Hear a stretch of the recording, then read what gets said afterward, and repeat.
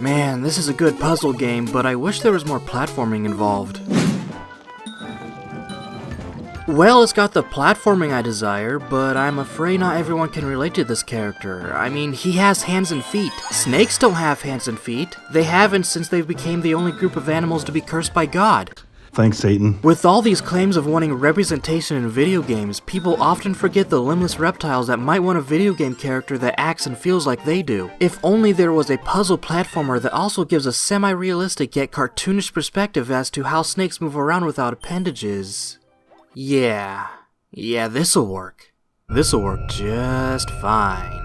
So this is Snek Passss. It's a puzzle platformer developed by Sumo Digital for the Nintendo Switch, Xbox One, and PS4. It's also on Steam for those who belong to the PC Master Race. But that ain't for me because I'm a wimpy console scrub, so the footage shown here is from the Nintendo Switch version of the game. You play as a snake named Noodle, and the paradise you live in is in trouble because the keystones connecting each gateway to other areas have been scattered across each level, and it's up to you and your hummingbird friend Doodle to find these keystones to save paradise. Yeah, it's a pretty simple story, almost too simple to be honest. It's like if someone was playing a Mario game and thought, this game is fun, but that story of saving the princess is too complex. It needs to be simplified. I mean really, the way this game presents itself makes you almost forget there even is a story until you see a random 5-second cutscene hinting at there's a big threat looming behind the scenes. But anyway, the game is made using the Unreal 4 engine, which gives Noodle a realistic, somewhat realistic feel as you slither, climb, and traverse each level. As a snake, you don't have arms and legs, so to progress, you need to find the best way to climb over the obstacles to grab one of the 3 various collectibles in the game. But don't worry if your butt is too heavy, Doodle can pick up the slack and help you out because being a snake is so tiring sometimes. I just want to curl up right here and take a break from everything for a bit.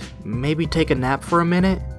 Alright, Doodle, I get it. Need to grab all the things, just get off my back, bird. Wait, I take it back. Grab my booty. I've got your booty right here.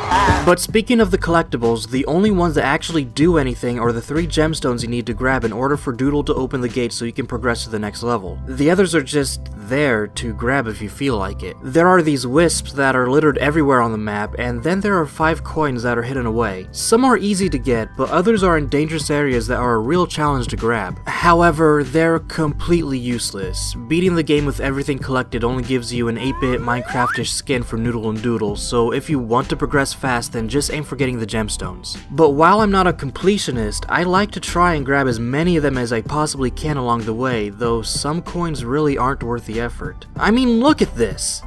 If I make one wrong move, I'll fall right off the level. Maybe if I coil around here... Wait, I didn't grab it! Crap! Doodle, what are you doing? Let go, I need to grab stuff. Betrayal.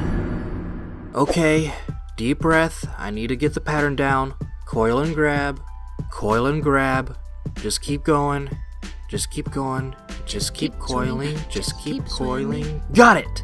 Finally! Okay, now how do I get back?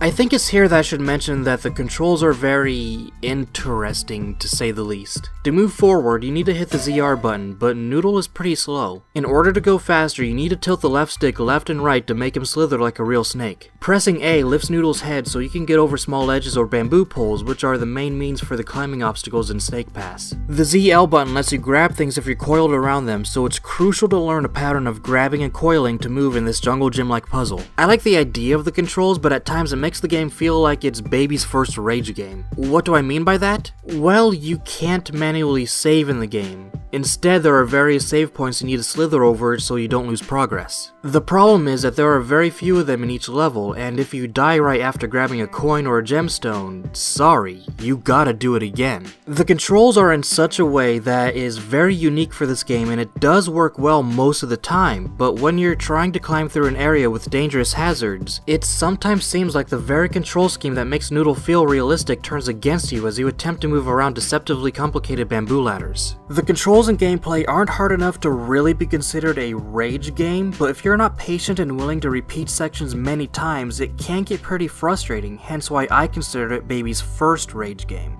No, I'm done! No, I swear I was done! Oh my god, I'm done! Oh god! Fuck! Oh my god! I don't think it's a bad thing though. Sometimes the satisfaction of grabbing a difficult whisper coin makes the struggle worth it. To me, that's where the fun lies. It's the challenge of doing something with the limitations a snake would have, and it does feel great when you finally grab the things and scurry over to the next save point. The feeling of accomplishment can be addicting if you're into puzzle games. What is a downside is that the game is repetitive. Thankfully it's short, consisting of just 15 levels of increasing difficulty. There are other things like levers to push, balls to put into holes, and gears to turn, but that is only used to progress in the level and do the exact same thing as always. Climb the bamboo, grab the MacGuffin, and open the gates to the next level where you'll do the exact same thing over and over again. Personally, I think it's just an unavoidable problem for puzzle platformers. I felt the same way with games like Captain Toad, but even there the levels are more aesthetically varied and there seem like there are more unique ways to get to the objects with the enemies to defeat or avoid in various environments across the game as a whole. Sure, these 15 levels in Snek Passss are broken up in 4 sections that are themed by various events that serve as additional obstacles in each area. They are based on the elements earth, water, fire, and air. Only the Avatar, master of all 4 elements, could stop them. But when the world needed him most, he vanished. But even then, it's just an additional obstacle to avoid, and with the exception of the fire sections, there's not really much variety in level design. There's also no enemies in the game, so the only danger are the various hazards. I mean, the game doesn't need to have enemies to have more variety, but the obstacles do need to have more uniqueness to them. Also, for such a short map, why does it take so long for the levels to load? At least there's things to read while I'm waiting. Wait. Noodle is a vegetarian? But he's a coral snake. You know, red on black, friend of Jack, red on yellow, kill a fellow? He's definitely America's most venomous reptile, and you're telling me he's a harmless vegetarian? So much for this being a realistic representation of snakes in video games. But overall though, how is Snek Passss? Well, if you like puzzle platformers, I do recommend it. It's not overpriced, it is fun in short bursts, and even if the wisps and coins don't do anything, it's still a satisfying challenge to try and grab them, if you have the patience for it. Whoa. Oh, come on! I've been at this for 20 minutes! What the crap?